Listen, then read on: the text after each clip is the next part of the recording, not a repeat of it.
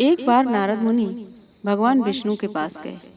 उन्होंने देखा कि भगवान विष्णु बहुत चिंतित हैं। तो उन्होंने भगवान विष्णु से चिंता का कारण पूछा कि भगवान, आप इतने चिंतित क्यों हैं?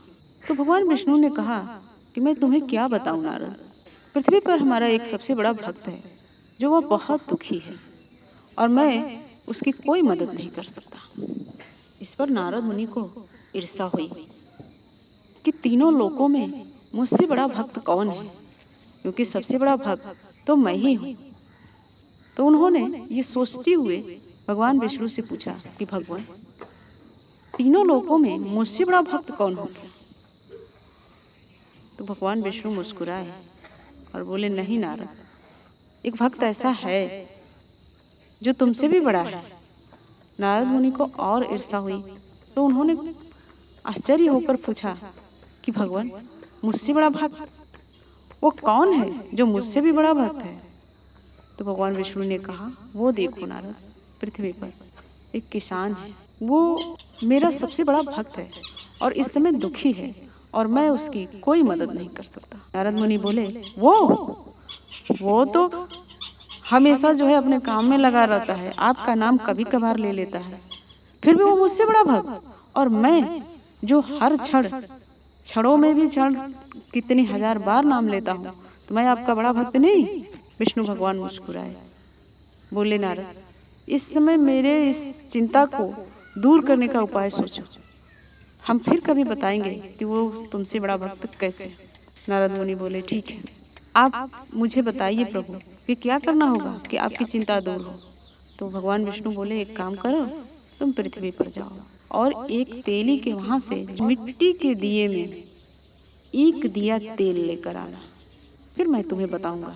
और हाँ, एक बात का ध्यान रखना कि तेल लाते वक्त देखना एक बूंद भी गिरे नहीं।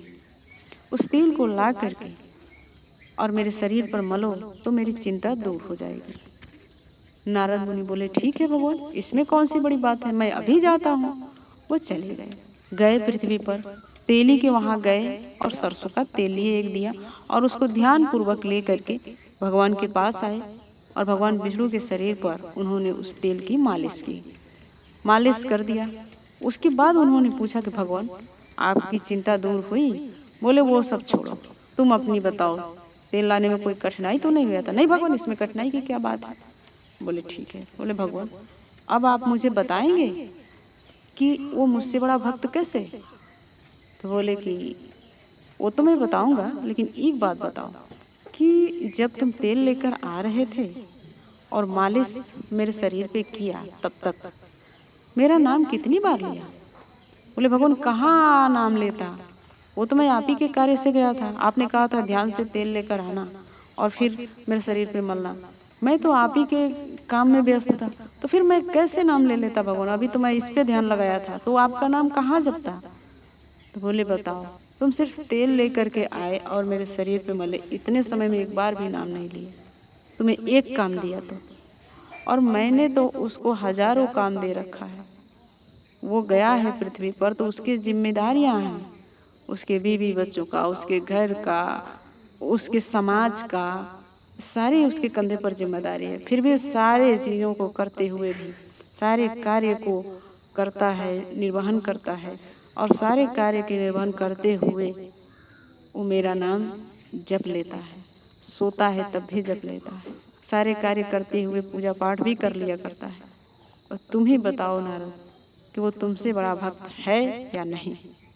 तब नारद मुनि नतमस्तक हुए, बोले, हाँ प्रभु, सचमुच आपने मेरी आंखें खोल दी, वो मुझसे बड़ा भक्त है, क्योंकि वो तो सारे कार्य करते हुए आपका नाम जपता है, लेकिन मैं एक दिन के लिए व्यस्त हो गया तो आपका नाम ही भूल गया। इस कहानी का सारांश है कि सबसे बड़ा भक्त वही है जो अपने सारे कर्मों को पूरा करते हुए नाम जप कर ले, भक्ति कर ले।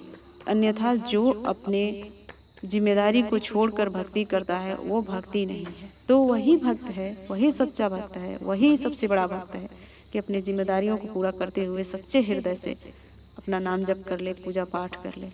बाकी कैसी लगी हमारी ये कथा हमें कमेंट में ज़रूर बताइएगा, और कमेंट में जय माँ लक्ष्मी, जय भगवान विष्णु ज़रूर लिखिएगा। और ऐसे ही भक्ति कहानियाँ पाने के लिए चैनल सब्सक्राइब जरूर कीजिएगा।